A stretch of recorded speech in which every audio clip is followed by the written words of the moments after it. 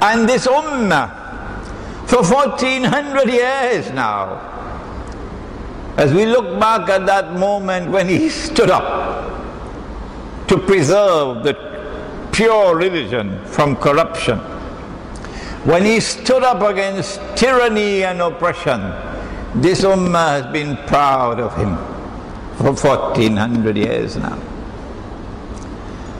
But there is unfinished business on that battlefield of Karbala.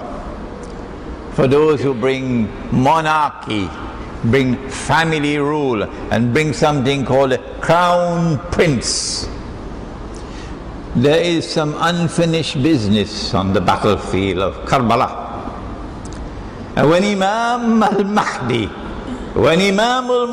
comes, he's going to finish what was unfinished in Karbala,